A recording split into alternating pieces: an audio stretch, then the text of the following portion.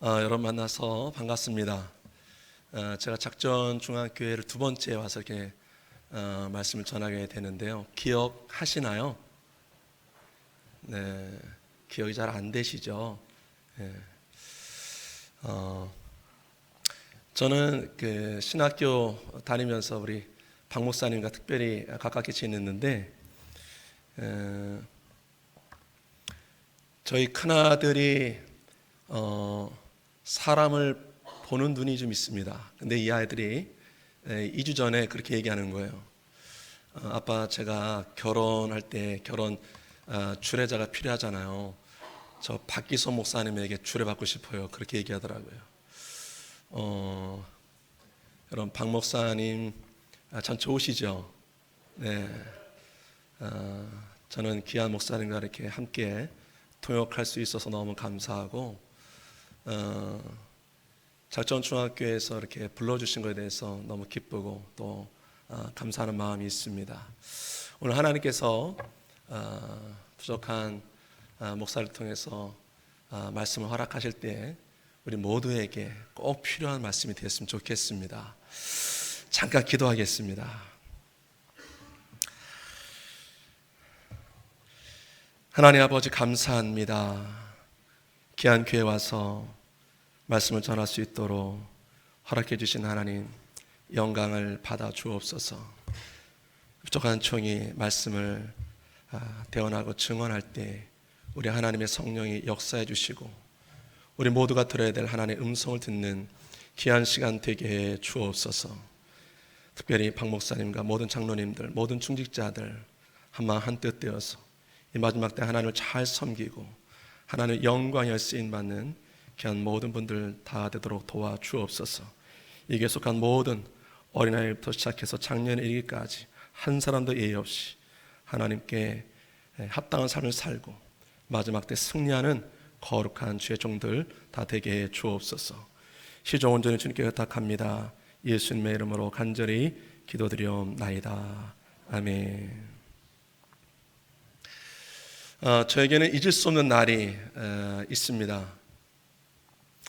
사실 내일이 저희 결혼 기념일입니다. 그러니까 8월 21일 제가 결혼했는데 잊을 수가 없죠. 그런데 영적으로 저희가 특별히 정말 잊을 수 없는 날들이 있었는데 2016년도 8월 10일이 그랬습니다. 2016년도는 저에게 가장 힘든 해 가운데 하나였어요. 제가 지금 목회 여정 가운데 전사 시절부터 시작해가지고 담임 목사가 돼서 지금까지 사역을 하면서 두 번 굉장히 힘들었어요. 그 한 해가 2002년도, 그리고 또 하나가 2016년도입니다. 2016년도는 목회를 그만둬야 되는 건 아닌가 할 정도로 심각했어요. 내려놔야 되는 거 아닌가, 이제 난 여기서 접어야겠다, 이런 생각이 들 정도로 굉장히 심각한 거죠.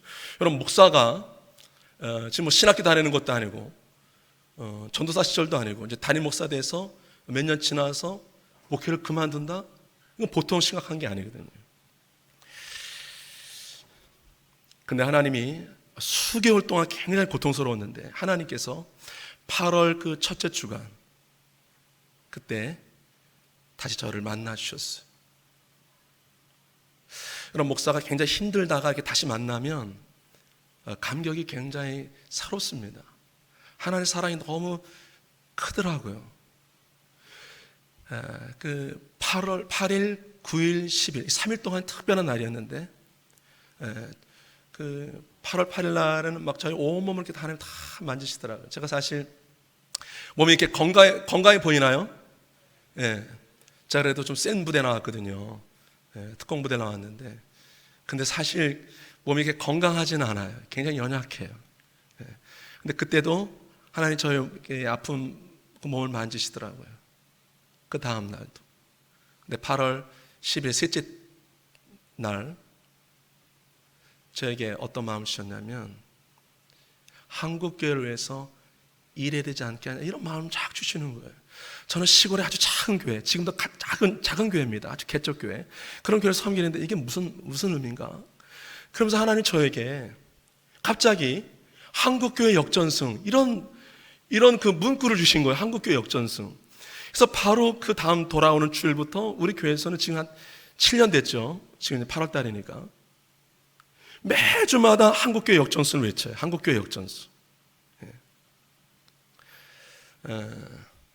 어떤 집사님은 저에게, 목사님 우리 교회가 계속 한국교회 역전승을 외치는데 왜 계속 숫자는 주나요? 우리 교회는 괜찮은데 다른 한국교회 전체를 말하는 겁니다. 한국교회 전체는 왜 계속 줍니까? 이렇게 얘기를 하더라고요. 여러분 2016년도 우리 교단만 58,202명이 줄었습니다. 58,200, 우리 교단 통합 측 우리 교단만 58,202명. 그러면 제가 계산해 보니까, 쉽게 계산해 보니까 100명 모이는 교회 582개더라고요. 적은 숫자가 아니더라고요. 코로나 3년 동안 55만 명이 줄었어요. 100명 모이는 교회 5,500개가 사라진 것입니다. 그런데 우리 교단 신문에 통계위원회에서 발표한 걸 보니까, 기도 공보에 앞으로 향후 10년 동안 한국교회, 특별히 우리 통합측 교단 70만 명이 사라질 거다. 지금 추세라면 계속 매년 통계를 내잖아요. 매년 통계. 지난해 2022년도에도 줄었어요. 계속 줍니다. 지금 2016년부터 계속 주는데 지난해도 56,232명이 줄었어요. 계속 줍니다. 이대로 추세로 나가면은 10년 동안 70만 명이 줄어들 것이고 한국교회는 반토막 난다. 심각한 거죠.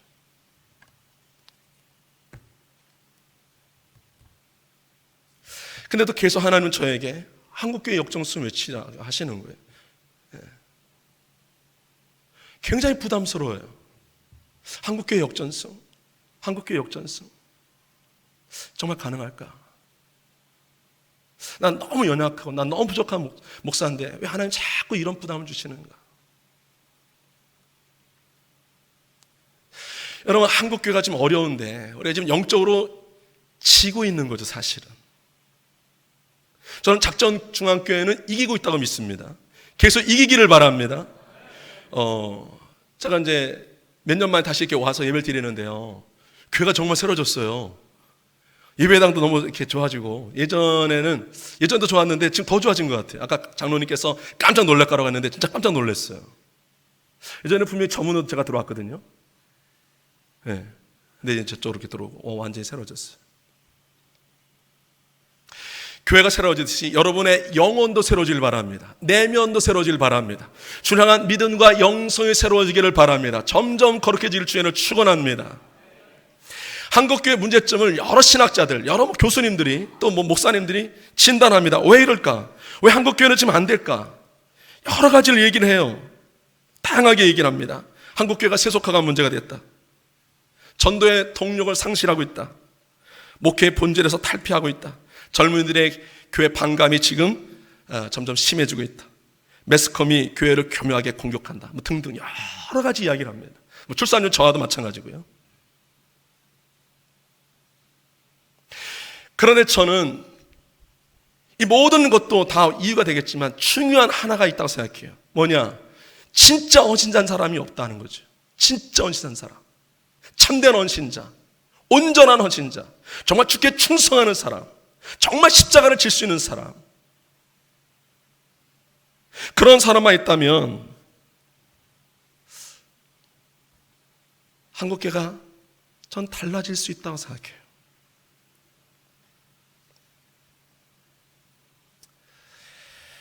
저는 오늘 본문에 베드로하고 예수님과 대화가 나오는데요, 베드로가요,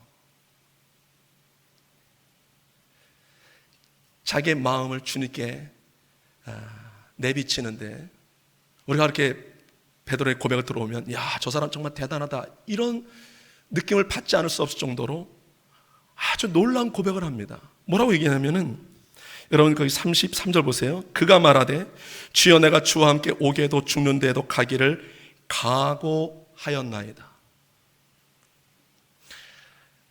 이 각오하였다라고 하는 이 단어는 헬라어 헤토이모스라고 하는 헬라어를 번역한 것입니다. 헤토이모스. 이 헤토이모스는 형용사로 돼 있어요. 본문에는 헤토이모스 에이미. 에이미는 우리 영어로 하면 비동사인데 뭐뭐이다. 그러니까 나 준비되었다 이런 말이거든요. 이 단어가 동사형으로 22장 앞에 12절에도 준비하다, 그리고 13절에도 6월절을 준비하니라 이게 나와 있죠. 6월절 준비하니라. 거기는 헤토이마조 이 단어의 동사형이 나와요. 자, 베드로가 각오했다는 거예요. 자기는 준비됐다는 거예요. 어느 정도 준비됐느냐? 감옥에 가도 주님 안에 감옥 가면 거기도 주님과 함께 따라가겠다는 거예요. 주님 안에게 죽는다 그러면 자기는 기꺼이 주님을 위해서 주님과 함께 죽을 수 있다는 거예요. 그럼 베드로의 이 고백, 이게 베드로가 자기 없는 말을 한 게 아닙니다. 이 순간만큼 베드로를 진지하게 얘기한 거예요. 진심을 얘기한 거예요. 저는 베드로의 이 고백이 꾸며낸 말이라고 생각하지 않습니다. 진실된 말을 얘기한 거예요. 준비됐다고, 난 각오됐다고.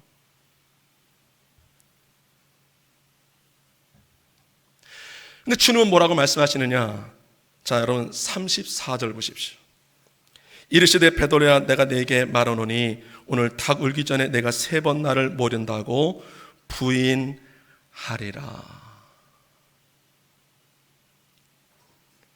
너는 나와 함께 죽을 수 있다고 했지. 너 나와 함께 감옥에 갈 수 있다고 했지. 너는 너가 정말 준비된 사람이라고 생각하는 모양인데 내가 볼 때는 아직 너 준비되지 않았어. 너는 온전한 헌신자로 생각하는 모양인데 내가 볼 때는 아직 너 온전한 헌신자가 아니야. 주님의 말이 맞죠. 여러분, 사람을 정확하게 평가할 때 우리 주님은 정확하게 판단하실 수 있잖아요. 베드로는 이 말 들었을 때 섭섭했을지 몰라요. 난 준비됐는데, 나 정말 주님께 충성된 사람인데, 나 정말 주님 너무너무 좋은데, 나 주님과 함께 정말 따라가고 싶은데. 근데 주님은 아니라는 거예요. 아직 안 됐다는 거예요.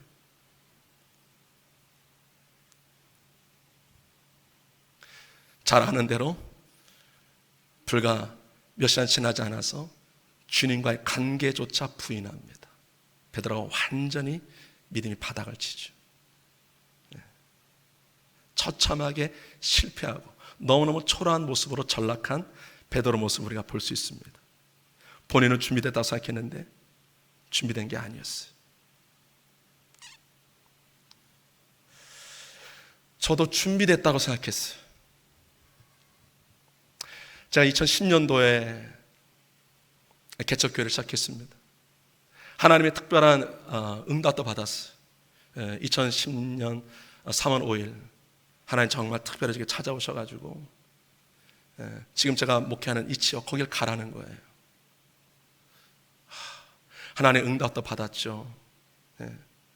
이제 제가 기대하는, 제가 그렇게 하고 싶었던 담임 목사도 하게 되는 거죠. 큰 역사가 일어날 줄 알았어요. 정말 기적 같은 일들이 일어날 줄 알았어요.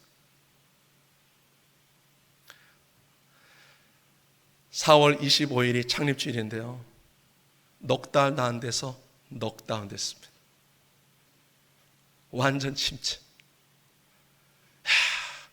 부목사 때는 내가 담임 목사하면 이렇게 하나님의 살 감당해야지, 나 정말 멋지게 교회를 세워가야지, 그렇게 장담하고 정말 준비된 그런 목사이냐, 그렇게 자신감이 넘쳤는데요, 넉 달 만에 완전히 침체. 도망가고 싶더라고요.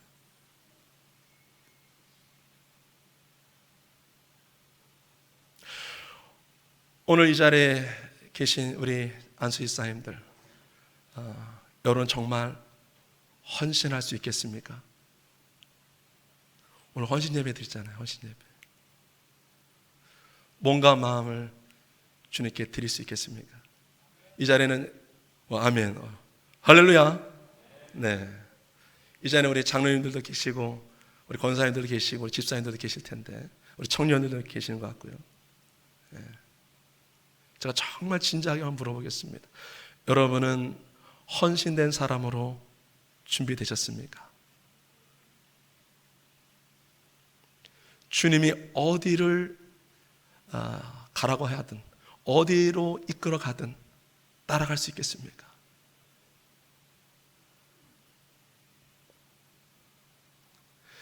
저는 2010년도에 그때 경험, 내가 준비된 자한테 준비가 안 됐구나. 내가 너무 무기력하구나. 내가 영적 힘이 있는 줄 알았더니 내 힘이 별거 아니었구나. 그 2010년도도 경험했고 2016년도는 가장 심하게 경험했어. 그럼 오늘 2023년도 이제 그때로부터 7년 지났는데 그럼 지금은 또 완벽하게 준비됐느냐? 아니더라고요. 아니에요.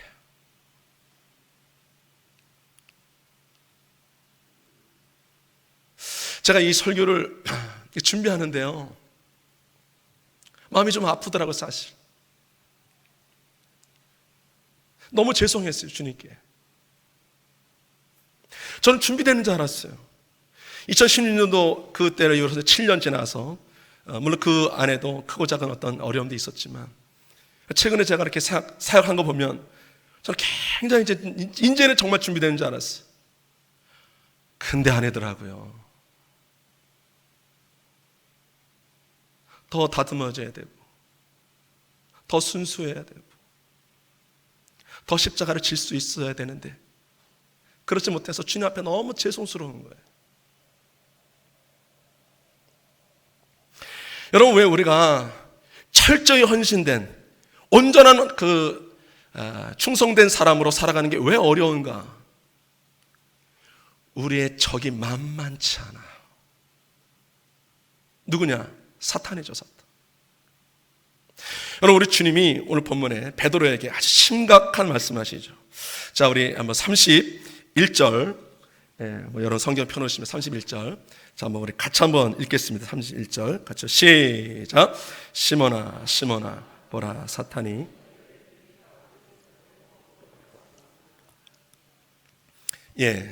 시몬아, 시몬아. 우리 주님이 두 번이나 반복해서 지금 베드로의 옛 이름을 부릅니다. 시몬아, 시몬아.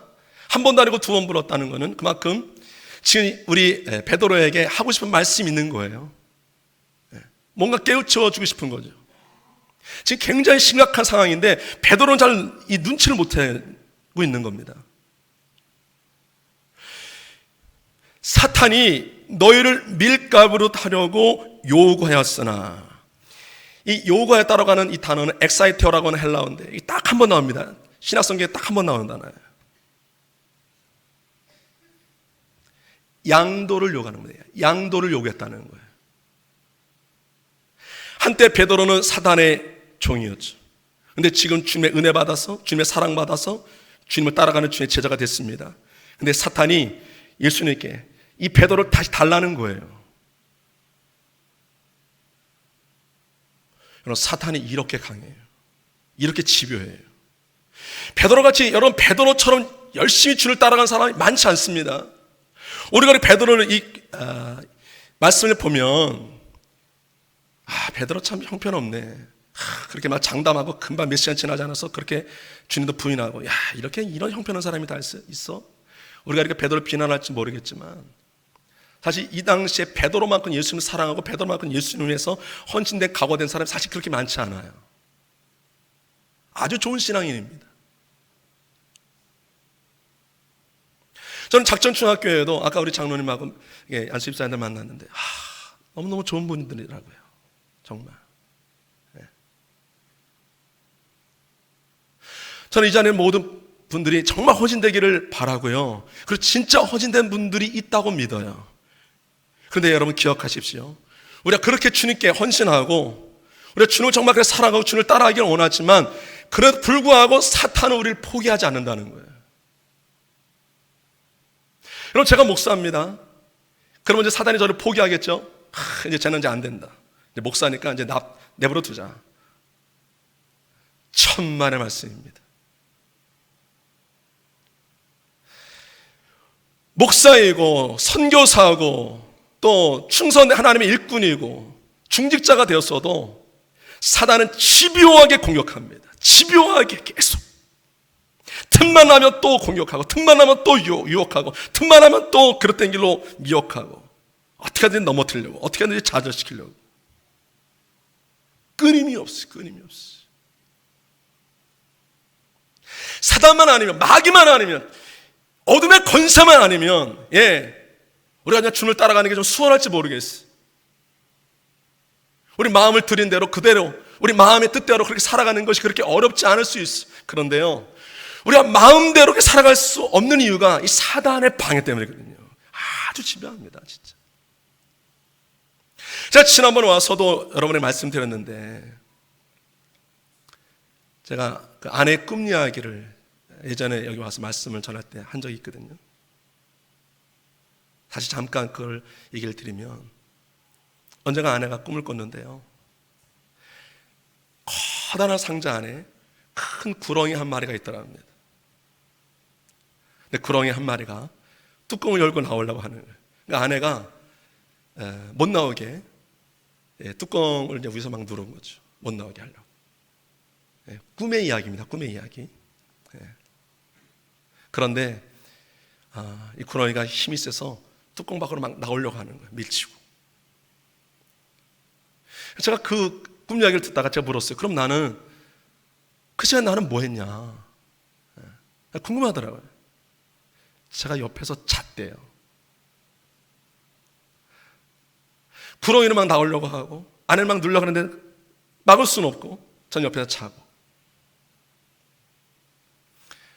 아내의 이야기에 의하면 꿈속에서 저를 깨웠습니다. 그때부터 저와 이 구렁이 사이에 치열한 싸움이 이루어지는 거죠. 아내가 봐도 너무 살벌한 싸움, 정말 처절한 싸움, 죽느냐 사느냐 그런 싸움이랍니다. 근데 결말이 참 다행스러워요. 제가 구렁이의 두 눈을 뽑더라 합니다. 여러분, 제가 구렁이의 두 눈을 뽑은 사람입니다.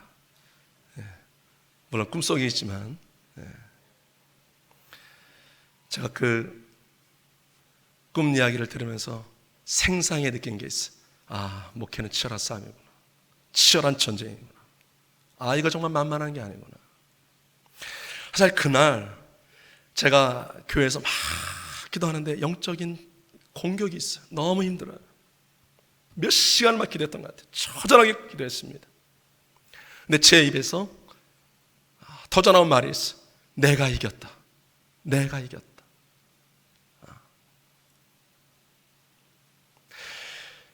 제가 그때 그렇게 영적 승리를 맛보고 나서 그 승리가 그러면 영원한 승리가 되느냐, 한 번 승리가 영원한 승리냐? 아니더라고요. 또 있고요, 또 있고요. 또 밀리고, 또 막 뒤로 밀리고, 또 넘어지고, 그러고 다시 안간힘을 써서 다시 일어나고. 목회는 끝없는 싸움이더라고요. 사랑하는 성도 여러분, 목회만이 아닙니다. 신앙생활이 그렇습니다. 마지막 때가 그렇습니다. 여기는 장로님들, 우리 안수일사님들, 우리 권사님들, 모든 성도님들 기억하십시오. 우리가 정말 주를 따라가기 원해도, 정말 헌신하고 싶어도 우리가 잘 뜻대로 잘 안 되고 자꾸 패배를 맛보는 이유가 뭐냐? 마귀가 집요하게 우리를 공격해서 그래요. 자꾸 우리를 넘어뜨리려고 해요. 우리 영적인 힘이 더 있어야 돼요. 영적으로 더 강건해져야 돼요. 우리 목사님 비롯해서 모든 중직자들이 다 강건했으면 좋겠어요. 저는 한국교회 모든 중직자들이, 아니 한국교회 모든 성도들이 다 마귀를 이길 수 있는 강하고 담대한 사람들, 영적 있는 사람들, 영적인 힘 있는 사람들, 그래서 정말 헌신되고 충성된 그런 사람들 될 수 있기를 정말 원합니다. 할렐루야. 저는 작정중학교에 우리 특별히 오늘 헌신하는 안수집사님들이 그런 분이 다 될 수 있다고 믿습니다. 오늘 본문을 보는데요, 너무너무 그래도 다행스러운 게 있더라고요. 여러분, 베드로가 처절하게 실패하고 주님을 모른다고 부인까지 했는데, 근데요, 주님이 베드로를 다시 일으키죠. 주님이 베드로를 포기를 하네요. 결국 우리가 아는 베드로는 어떤 사람 됐습니까? 위대한 사도죠. 사도 중에 사도, 제자 중에 제자, 목회자 중에 목회자가 됐죠. 그리고 전해지는 이야기에 하면 진짜 베드로는 순결했습니다. 정말 멋진 분이에요. 정말 존경스러운 사람 됐어요. 오늘 본문에도 나오죠. 오늘 32절에, 자, 32절 한번 다시 한번, 우리 32절 한번 같이 한번 읽겠습니다. 같이 한번 시작.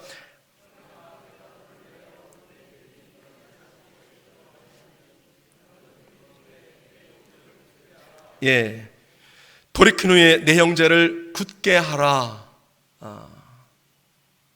주님은 베드로가 나중에 회복될 거 알았어요. 충성된 헌신자가 될 것을 주님은 기대하셨습니다. 돌이킨 후에 내 형제를 굳게 하라. 너는 반석 같은 사람 될 거야. 그리고 수많은 형제들, 수많은 믿음의 사람들을 굳게 하는 사람이 될 거야. 베드로는 회복됐어요. 오늘 헌신된 분들 정말 온전한 헌신자가 되길 바랍니다. 한국교회를 위해서라도, 다음 세대를 살리기 위해서라도, 지금 사실 치열한 영적 전쟁 중에 있는데요, 우리가 온전한 헌신자가 돼야 돼요. 정말 참된 헌신자가 돼야 돼요. 그렇다면 어떻게 참된 헌신자, 온전한 헌신자로 변화될 수 있는가, 성장할 수 있는가? 오늘 이 말씀 통해서 우리가 몇 가지 중요한 걸 함께 나누려고 합니다.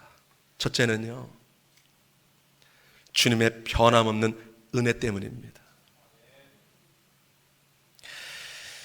시몬아 시몬아 보라, 사탄이 너희를 밀가부로 타려고 요구하였으나 그러나 내가 너를 위하여 내 믿음이 떨어지지 않기를 기도하였느니 너는 돌이킨 후에 내 형제를 굳게 하라.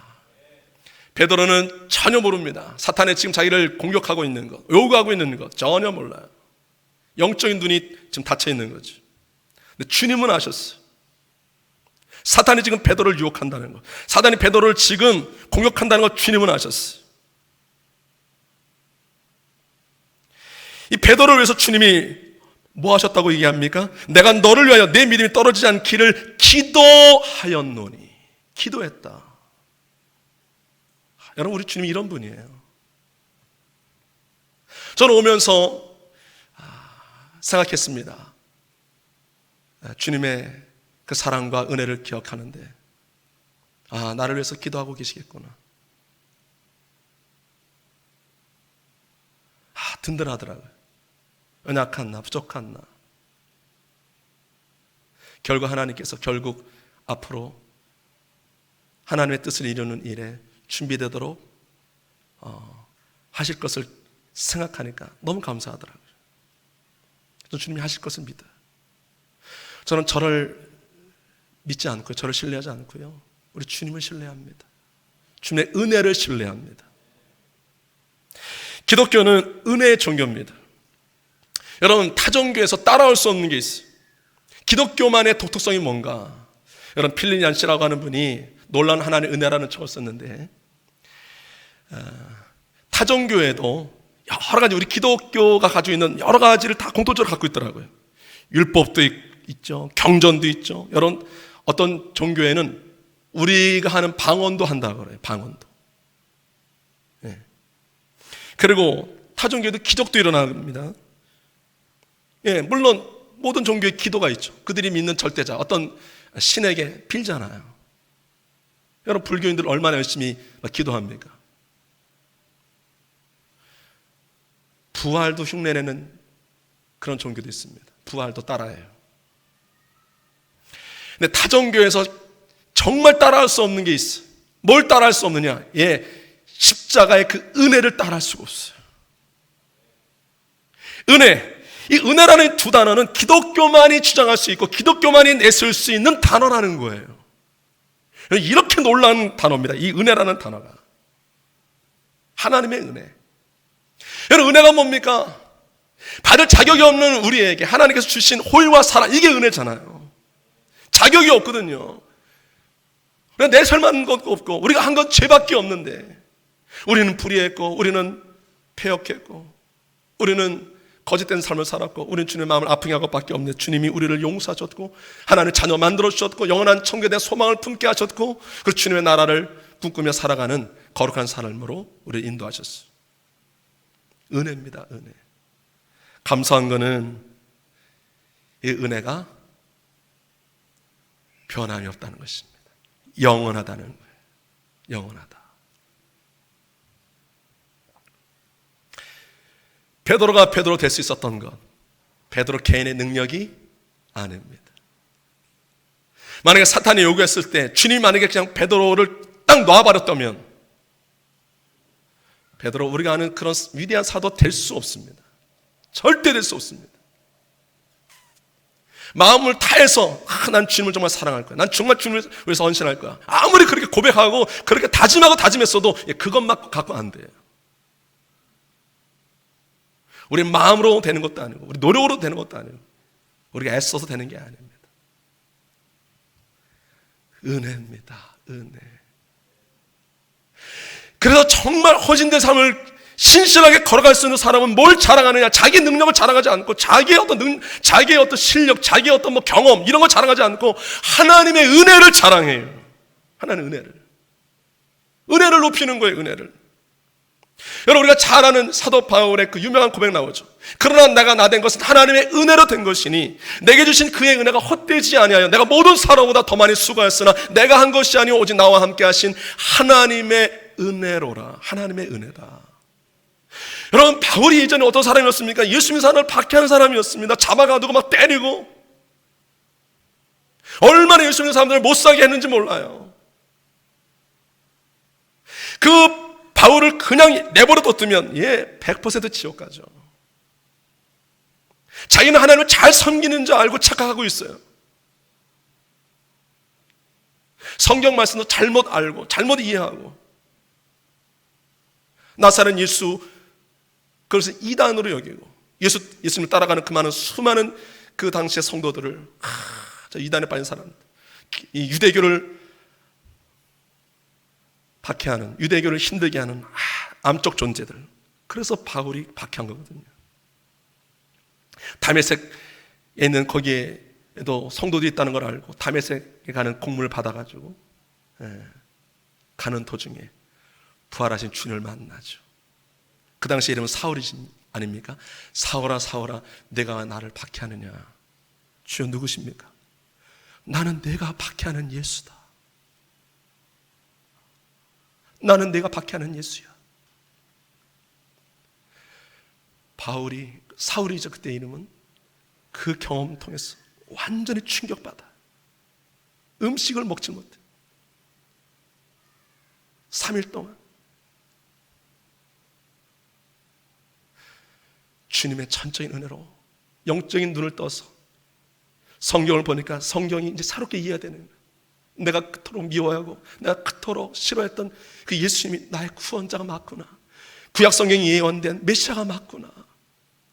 나는 예수님을 미워하고 박해한 것밖에 없는데 왜 나를 찾아오셨지. 나를 용서해 주셨지. 한없이 울었을 거예요. 울었어.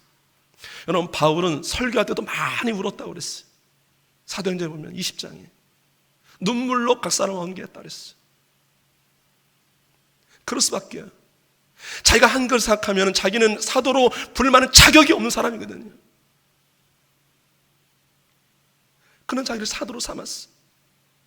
그리고 영원한 하나님 나라에 대한 그 소망을 갖고 상속자가 되게 하신 그 하나님의 은혜를 생각하는 너무 감격스러운 거예요. 그렇습니다. 바울이 바울 된 것 은혜죠. 은혜.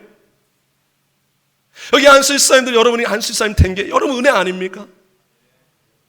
여기 장로님들, 여기 권사님들, 여기 성도님들, 여기 집사님들, 여기 청년들 여기 이 자리에 있다는 거 우리가 이 자리에 다른 데 하지 아니하고 하나님의 집에서 예배한다는 게 이게 은혜 아닙니까? 제가 이 말씀을 준비하는데 찬양이 이렇게 컴퓨터에 이렇게 찬양이 들려오는데요 감동스러운 찬양이 들려오더라고요. 하나님 한 번도 나를 실망시킨 적 없으시고 언제나 공평과 은혜로 나를 지키셨네. 지나온 모든 세월들 돌아보아도 그 어느 것 하나 주의 손길 안 미친 것 전혀 없네. 오 신실하신 주, 오 신실하신 주, 내 너를 떠나지도 않으리라, 내 너를 버리지도 않으리라. 약속하셨던 주님 그 약속을 지키사 이후로도 영원토록 나를 지키시리라 확신하네.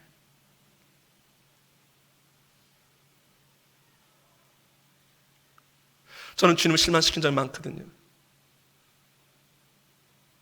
그렇게 은혜를 많이 받고 그렇게 사랑을 많이 받고 그렇게 참 남이 경험할 수 없는 그런 것도 경험했는데도 불구하고 저는 때때로 주님께 실망시키고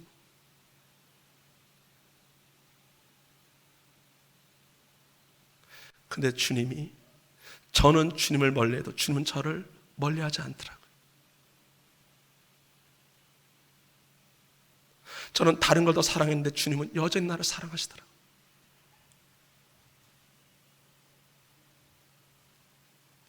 여러분, 부인한 베드로도 주님이 용서하십니다.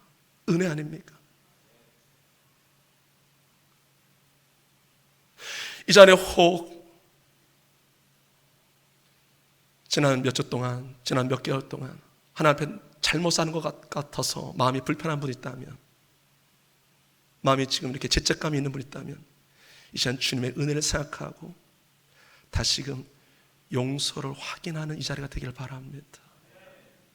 의지님은 놀라운 은혜를 베푸는 분이에요. 놀라운 은혜. 예, 온전한 헌자가 될 수 있는 이유, 예, 온전한 주님의 은혜 때문인데, 두 번째는 온전한 회개 때문입니다. 온전한 회개. 오늘 주님께서 베드로에게 내 형제를 굳게 하라 이렇게 말씀하기 전에 그 앞에 하신 말씀, 참 중요한 말씀이 있죠. 거기 뭐라고 되어 있어요? 너는 돌이킨 후에. 자, 한번 따라하면 좋겠습니다. 돌이킨 후에. 돌이킨 후에. 예. 여러분, 돌이킨다는 것은 우리를 얘기하면 회개죠. 회개는 누가 합니까? 예, 죄가 있는 사람이 얘기하는 거죠. 근데 더 중요한 것은 죄를 깨달은 사람이 하는 거죠. 시몬아, 사탄이 너를 밀가루 타려고 요구하였다. 그런데 내가 너를 위하여 내 믿음이 떨어지지 않기를 기도할 수 있는 너는 돌이킨 후에 내 형제를 굳게 해. 너는 돌아서야만, 너가 철저히 회개해야만 넌 내 형제를 굳게 할 수 있어. 바로 이런 말 아닙니까? 여러분, 기독교는 은혜의 종교이기도 하지만 또한 회개의 종교입니다. 그런데요, 회개할 수 있다는 것 자체가 사실 은혜입니다. 너는 나를 떠날 거야. 너는 나를 부인할 거야. 근데 베드로, 너 기억해. 너가 나를 떠나고 나를 부인하고 그래도 네가 그 잘못된 것을 알고 언제든지 나를 다시 찾고 나에게 다시 돌아오면 나는 항상 너를 영접할 준비가 되어 있어. 여러분, 예수님이 말씀하신 비유 가운데 탕자의 비유가 있죠. 그 탕자가 아버지의 재산을 미리 받아가지고 먼 나라에 갑니다. 아버지가 없는 그런 삶을 꿈꿨다는 거죠. 사실 이건 무례하게 짝이 없는 그런 일인데 상속을 미리 받는다는 건 아버지가 일찍 죽었으면 좋겠다 이런 마음이거든요. 그러니까 아버지 입장에서는 엄청 자식에게 상처를 받은 거잖아요. 근데 그 아버지는 까들에게 유산을 물려줘요. 아버지가 없는 곳에서 많은 돈이 있으면 행복할 줄 알았는데 세상에서 즐기다가 어려움을 만나죠. 있던 거 다 허비하고 나중에는 그날의 흉년이 들어가지고 돼지를 치는데 돼지 지엽 열매도 주는 자가 없을 정도로 배고픔에 그가 아주 처절한 고난을 겪습니다. 근데 그 탕자가 깨닫죠. 내 아버지의 집에는 양식이 풍족한 품꾼이 얼마나 많은가. 나는 여기서 추려 죽는구나. 아버지를 떠올려요. 인자한 아버지, 자상했던 그 아버지. 그 아버지의 집이 너무 그리워요. 그 아버지의 집을 그리워했어도 그냥 그 자리에 있으면 그 회개가 아니죠. 근데 누가 본문에 보면은 일어나서 아버지 집으로 향해서 갑니다.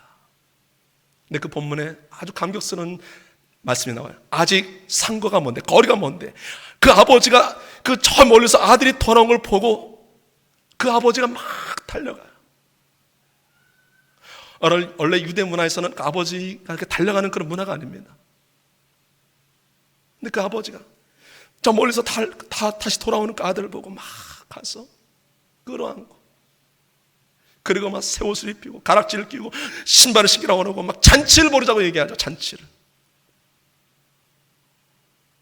여러분, 우리 주님이 이 비유를 말씀하셨을 때 뭘 강조한 겁니까? 당시 바리새인들은 왜 세리와 죄인 같은 저런 사람들과 예수님이 함께 있느냐, 막 이런 걸 비난했거든요. 그 비난 때문에 이 비유가 나온 거예요. 인자가 온 것은 잃어버린 자를 찾아 구원하려 함이니라. 여러분, 의원은 건강한 자에게는 쓸데없고 병든 자에게 쓸데있는 거라 하지 않습니까? 회개하고 주님께 돌아온 사람들, 우리 주님께서 얼마든지 받아주시고 얼마든지 다시 용서해 주신다는 말씀 아니에요.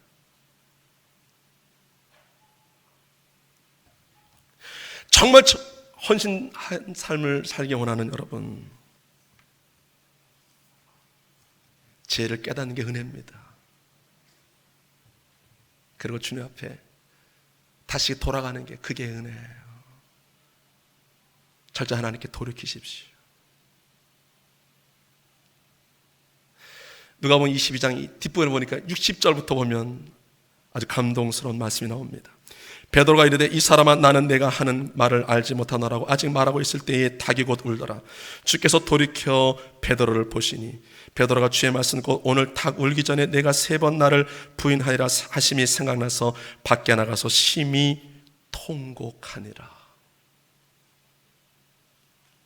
베드로가 3번 부인했잖아요. 그걸 다 아마 주님께서 들으셨을 거예요. 그런데 61절에 주께서 돌이켜 베드로를 보시니 베드로를 향해서 주님께서 시선을 돌이키신 거예요. 아마 베드로와 예수님의 눈은 마주쳤을 것입니다. 주님의 말씀이 떠오르고 자기가 지금 방금 전에 했던 그 죄악들이 너무 부끄럽고 너무 죄송스럽고 시몬 베드로가 밖에 나서 막 엉엉 울어요. 이 회개가 베드로를 베드로 되게 한 것입니다. 여러분, 우리는 또 넘어지고요, 또 실수할 수 있어요. 그렇다고 일부러 넘어지고 일부러 실수하고 일부러 죄를 지라는 말이 아니고 우리는 연약해서 그럴 수 있거든요. 근데 기억하십시오. 다시 주님을 찾으면 또 용서해 주십니다. 또 만납니다. 마지막 3번째, 우리 온전한 헌신자가 되려면 역시 온전한 기도가 필요해요. 온전한 주님의 은혜고 온전한 우리의 회개가 있어야 되고 그리고 온전한 기도. 우리 주님이 제자들에게 이 말씀을 하신 이후에 이 제자들이 이끌고 겟세마네라고 하는 동산에 갑니다. 주님께서 제자들에게 말씀하시기를 유혹에 빠지지 않게 기도하라 그러죠. 기도하라는 거예요. 근데 여러분 잘 아신 대로 베드로를 비롯한 모든 제자들이 어떻게 했습니까? 다 잠들었죠. 기도를 못해요. 기도를 아마 하려는 마음도 있었을 거예요. 근데 기도를 못해요. 깨어있지 못한 거예요. 또 기도하라고 얘기하셨는데도 또 잠들고, 또 기도하는데 또 잠들고. 누가 혼자 이 처절한 기도를 들으시느냐? 예수님이에요. 예수님. 여러분 44절 보니까 예수께서 힘쓰고 해서 더욱 간절히 기도하시니 땀이 땅에 떨어지는 핏방울같이 되더라. 절박한 기도. 십자가를 앞에 두고 예수님께서 기도하는 순간이거든요. 근데 정말 애써 기도해요. 간절히 기도해요. 막 땀이 막 흘러요. 땀이 땅에 떨어지는 핏방울같이 막 정말 온 힘을 다해서 전인격을 다해서 부르짖어 기도하는 것입니다. 여러분 십자가의 승리가 가능한 것은 예수님의 기도의 승리거든요.